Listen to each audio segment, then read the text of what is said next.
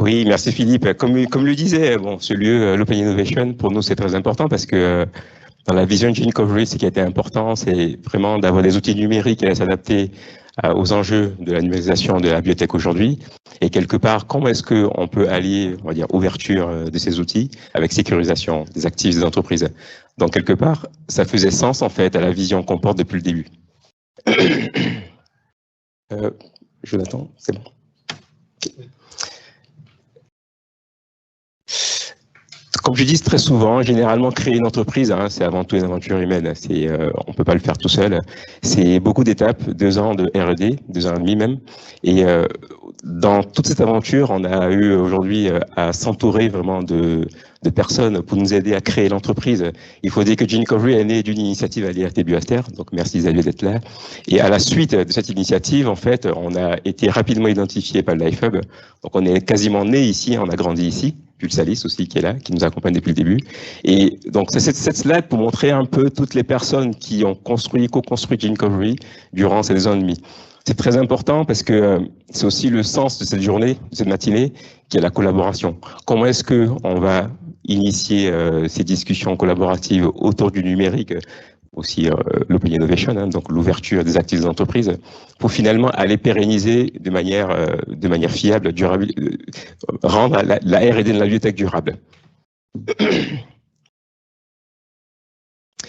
Chez Gene Coverage, on est parti d'un constat assez simple, qui est qu'aujourd'hui, depuis 20 ans à peu près, hein, dans la biotech, hein, il y a une génération de manière exponentielle des données qui liées à l'open innovation, l'open data, et qu'au-delà de ces données qui sont générées de manière massive, il est de plus en plus difficile de pouvoir extraire de nouvelles valeurs de ces données-là. Donc quelque part, bien sûr, on a une meilleure connaissance de la biologie, on a des contraintes réglementaires qui vont arriver, qui peut être aussi un frein quelque part à l'innovation aussi. Mais quelque part, ce qui a été important pour nous, c'est de dire comment est-ce qu'on peut tirer parti de ces données massives qui sont générées pour aller créer de la valeur de manière durable. Donc on est parti du constat aussi, quand on regarde l'écosystème général, qui est que 90% des personnes dans la biotech aujourd'hui n'ont pas un accès simple à la data. Ça veut dire qu'aujourd'hui, quand on va regarder l'écosystème de manière globale, on a à peu près 10% de data scientists, hein, 90% de biologistes, et qu'un vrai enjeu derrière qu'on a, c'est comment est-ce qu'on rend cette data finalement accessible de manière simple, à la fois aux data scientists et aussi aux biologistes. Donc quelque part, comment est-ce qu'on va venir simplifier tous ces silos qui sont à l'intérieur de la biotech, les connecter de manière simple.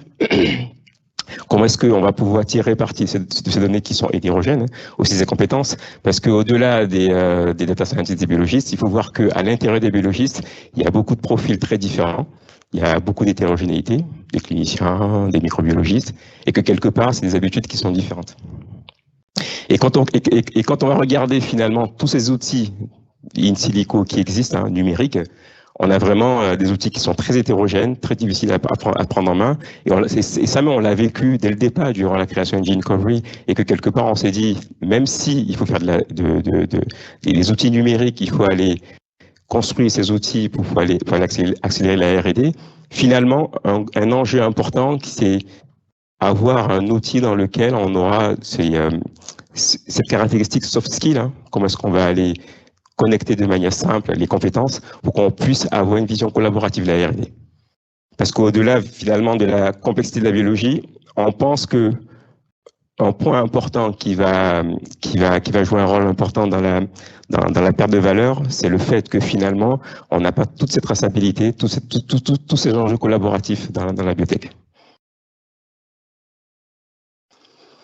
Alors, ce qu'on a fait très rapidement au bout de 2 ans, c'est d'avoir un environnement dans lequel on va apporter une solution qui est pérenne, qui est durable, en venant connecter finalement tous les silos à l'intérieur de la biotech, c'est-à-dire que connecter les biologistes avec les data scientists, les biologistes même entre eux, venir fluidifier en quelque sorte les processus de R&D pour apporter de la valeur.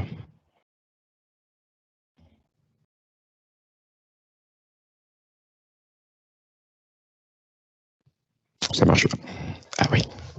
Donc pour cela, ce qu'on a fait, on a tiré parti de 3 opportunités majeures, qui est le fait qu'aujourd'hui, nous avons ces données qui sont massives, qui sont en plus d'être massives, accessibles. Il faut dire que l'Europe travaille beaucoup avec une vision qui est d'ouvrir ces données de manière transparente à beaucoup d'acteurs afin de pouvoir créer de la valeur, générer de l'innovation. Le fait qu'aujourd'hui, les outils d'IA se démocratisent, sont de plus en plus accessibles à un grand nombre d'acteurs dans la R&D. Et aussi le fait que, finalement, quand on va regarder les infrastructures numériques de calcul haute performance, les outils cloud sont matures pour aller, quelque part, tirer parti de ces 3 opportunités pour créer un environnement dans lequel on pourra créer une plateforme qui permettra de pouvoir fédérer de manière simple, en fait, finalement, la R&D de la biotech. Et ce qui est aussi important, c'est qu'au-delà, finalement, du fait qu'on a très peu de data scientists sur le marché, il y a un changement qui s'opère. On voit que de plus en plus les biologistes sont formés à la data science et que finalement, il y a un game changer qui arrive, qui est que ces biologistes veulent prendre en main ces outils numériques et que finalement, comment est-ce qu'on fait pour pouvoir mettre ces outils dans leurs mains? Donc c'est pour ça que notre vision chez Genecovery, c'est vraiment d'aller connecter à la fois les data, les compétences, pour créer des solutions qui vont aller répondre à ces enjeux à la fois de l'environnement, à la fois de l'agronomie, la santé et aussi la nutrition.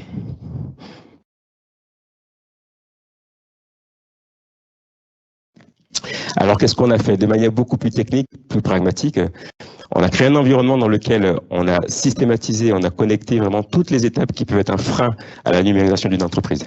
C'est-à-dire qu'aujourd'hui, au-delà de l'aspect technique, numérique, ce qui va être important, et on l'a vécu dès le départ, déployer facilement des infrastructures de calcul, c'est très compliqué. Donc finalement, ce qu'on a fait, on a systématisé toutes les étapes qui vont du déploiement des données dans le cloud, l'open data. Donc on a fédéré un ensemble de données dans le cloud, on va en parler tout à l'heure. Donc c'est les données qui sont issues de l'EMBL et BI, Institut moléculaire de bioinformatique en Europe. Ce qu'on a fait, on a mis un environnement dans lequel on va aller assurer la traçabilité à la fois des data et des processus de nos clients. C'est-à-dire qu'aujourd'hui, à partir du moment où on met en place des algorithmes, où on met en place des processus dans la plateforme, on va pouvoir suivre, on va pouvoir pérenniser, finalement, historiser en fait l'actif de l'entreprise. Ça, c'est important, parce que finalement, la perte de valeur vient aussi de là. Et à titre d'exemple, moi, dans le passé, quand j'étais postdoc, j'ai développé des outils sur le jumeau numérique, je suis parti dans le privé, et puis j'ai mon ancien directeur qui m'a dit « Tiens, Adama, est-ce que tu as fait ça très bien, est-ce qu'on peut le refaire ?»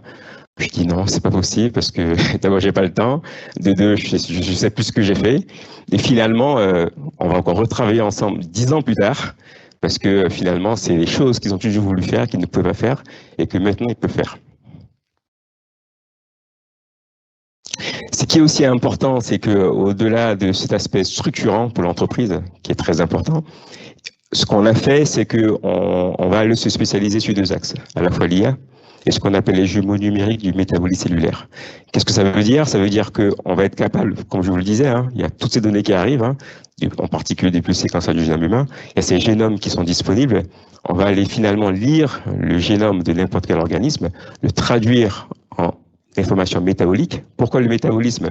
Parce que finalement, le métabolisme est l'expression un peu du comportement, du phénotype cellulaire. On peut comprendre comment est-ce que la cellule interagit avec l'environnement. Et pour nous, c'est quelque part la convergence, en fait, de toutes ces données omiques. Et que quelque part, arriver avec un outil de ce type à haute valeur ajoutée permet de pouvoir fédérer toutes les données, tout l'actif, en fait, d'une entreprise. Et derrière la promesse d'aller simuler par avance des expériences de laboratoire et réduire ces expériences de laboratoire. Et in fine, dans la plateforme, ce qu'on vous montre tout à l'heure, c'est que c'est un environnement collaboratif, gestion des projets, de la visualisation, et que naviguer de manière simple dans les data, dans les résultats, c'est très important parce que finalement, pour pouvoir créer de la valeur à partir de ces outils, il faut pouvoir les regarder, les visualiser, et ça, n'importe qui doit pouvoir le faire, même biologiste.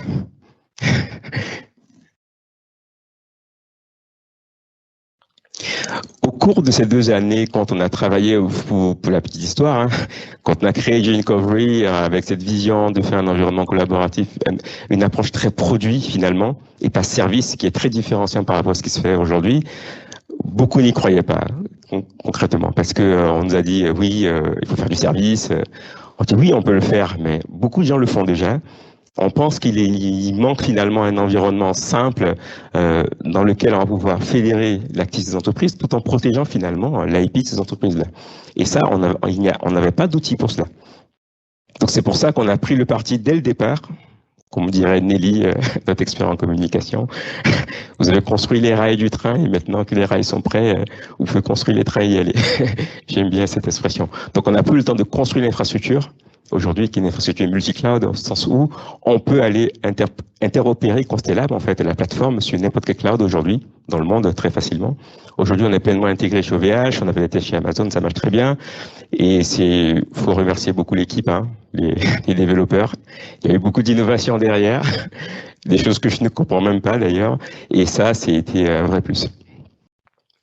Et finalement, quand on regarde l'évolution de l'écosystème depuis 2 ans, on voit que l'Europe investit de plus en plus dans ses outils numériques. On a eu le Covid qui est venu chambouler un peu la manière de travailler dans tous les métiers, hein, que ce soit la comptabilité, que ce soit dans le juridique. Et la biotech aujourd'hui est en train de changer, est en train de muter. Et la question, c'est comment est-ce qu'on crée cette biotech de demain, cette biotech qui est numérique. Et à titre d'exemple, bon, il y a des appels à projets qui arrivent, hein, qui viennent en quelque sorte valider le positionnement qu'on a eu depuis le début. Et pour nous, c'est une très bonne nouvelle. Donc, il y a 2 mots-clés qu'il faut retenir ici. Hein. C'est l'interopérabilité du cloud, finalement. Comment est-ce que quand on va dans un cloud, on décide d'y rester ou d'en sortir? Bon, j'ai discuté au début avec Matt Pharma, c'est un enjeu très important. Et comment est-ce que, finalement, on va accompagner les entreprises dans la souveraineté de leurs données. WSTR, c'est une question très importante. Quand on va dans le cloud, on a l'impression que les données partent, on va plus les revoir. Et ça, finalement, c'est ça conduit à une sorte de perte d'innovation, parce que c'est aussi le constat de l'Europe. Aujourd'hui, le fait que tout le monde ait peur du cloud fait que c'est difficile de faire ces infrastructures, et c'est la raison pour laquelle aujourd'hui l'Europe investit pour que on puisse se doter de cloud souverains, d'infrastructures souveraines pour pouvoir accompagner les biotech. C'est plutôt facile.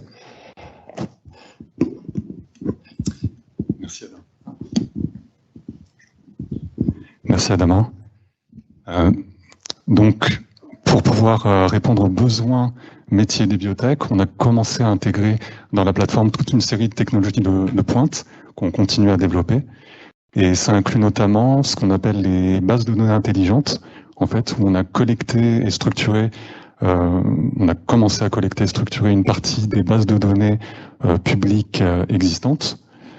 On a aussi intégré toute une série d'outils bioinformatiques et de pipelines bioinformatiques centrés sur l'analyse de données omiques. Également des algorithmes d'IA, plus particulièrement des algos de machine et de deep learning, mais aussi des outils de biostat, d'analyse biostatistique. Et aussi une technologie centrée sur la reconstruction et la contextualisation des jumeaux numériques du métabolisme cellulaire, dont Adama parlait.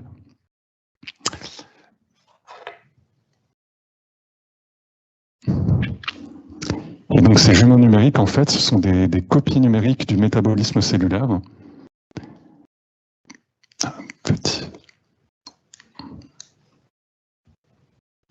Donc ces jumeaux numériques, ce sont des copies numériques du métabolisme cellulaire, en fait, qui vont permettre de rapidement et de massivement tester toute une série d'hypothèses biologiques in silico pour pouvoir justement éprouver ces hypothèses biologiques par ordinateur, pas sur la paillasse, et donc économiser du temps et de l'argent expérimental.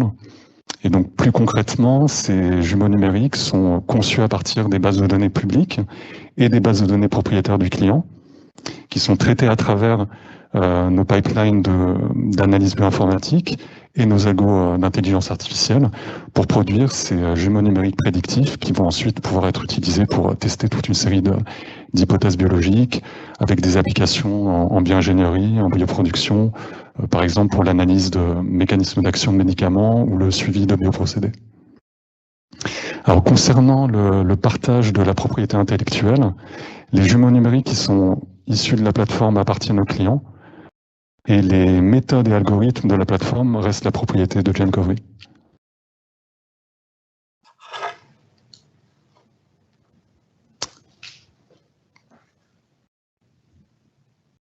Alors, comme on ne peut pas tout développer tout seul, on a rapidement mis en place une stratégie partenariale qui implique des académiques et des industriels pour aller améliorer, compléter notre offre, mais aussi développer de nouvelles solutions pour répondre à des besoins métiers dans la biotech, avec des applications en bioingénierie et en bioproduction.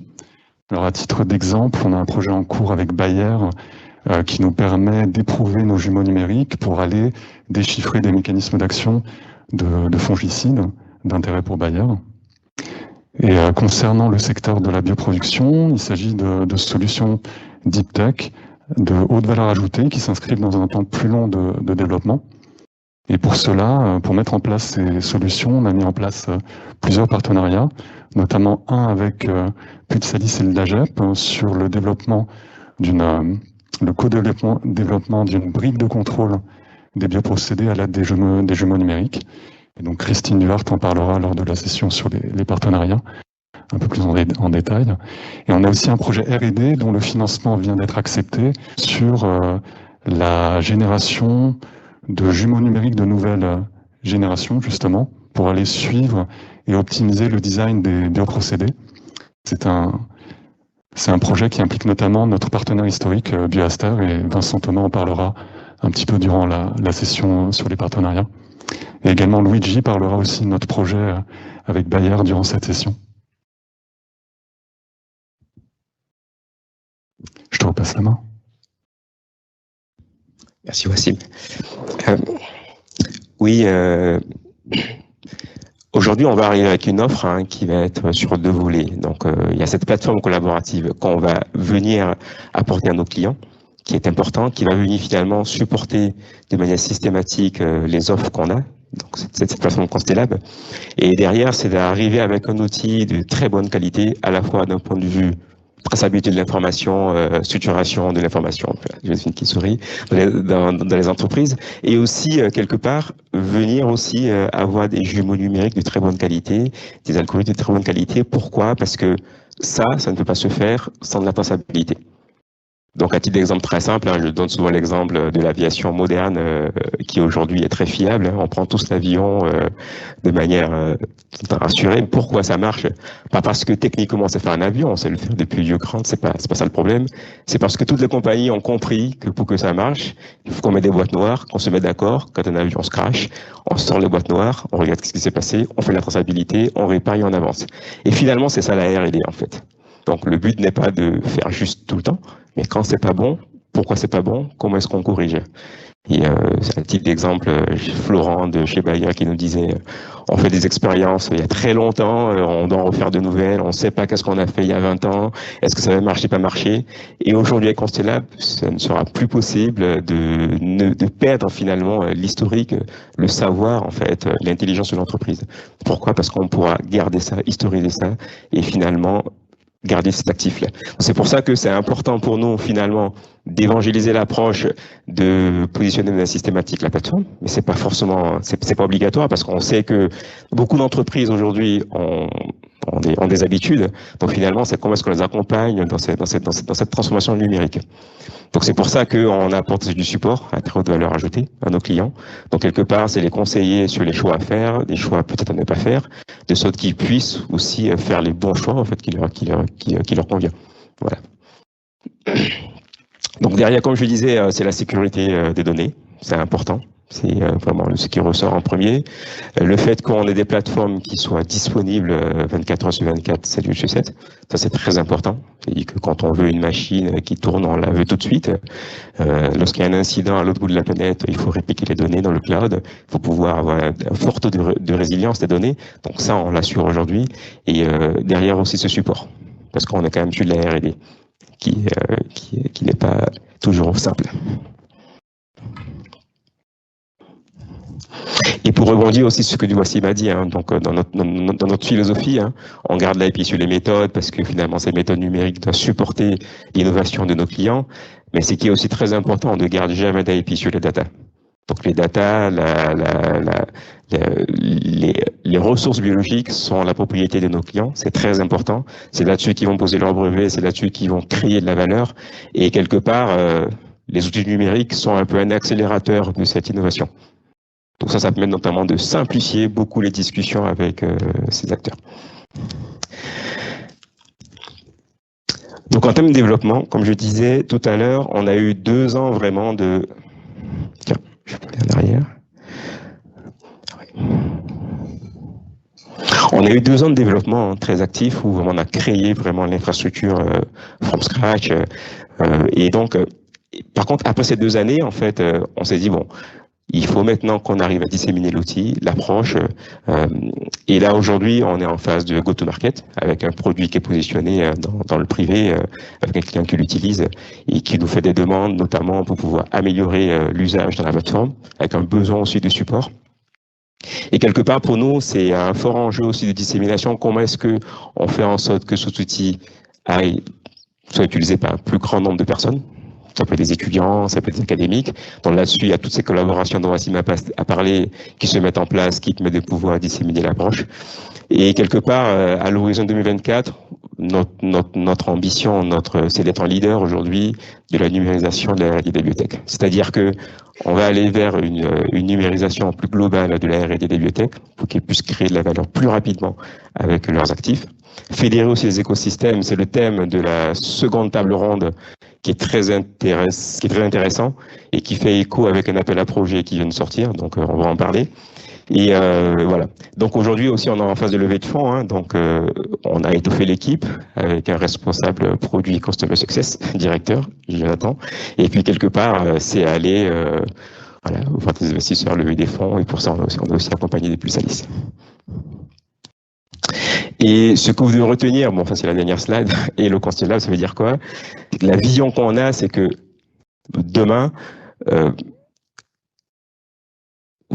bon, de mon point de vue, hein, c'est qu'il suffit qu'un biologiste d'un laboratoire ait besoin de faire une expérience sur, par exemple, un pathogène, sur un organisme. Il suffirait de dire « Hello Constelab, je veux faire une expérience dans tel milieu de culture », et le système doit être capable tout seul d'aller déployer dans le cloud une infrastructure pour ce client, d'aller choisir les bases de données qu'il faut. C'est pour ça qu'on a toutes ces bases de données qui sont fédérées dans Constelab, créer un jumeau numérique, faire des simulations, générer des hypothèses et générer un rapport sur son bureau quand il arrive au travail. Donc demain, c'est vers ça qu'on va et c'est cette vision qu'on porte finalement. Je pense que j'ai fini.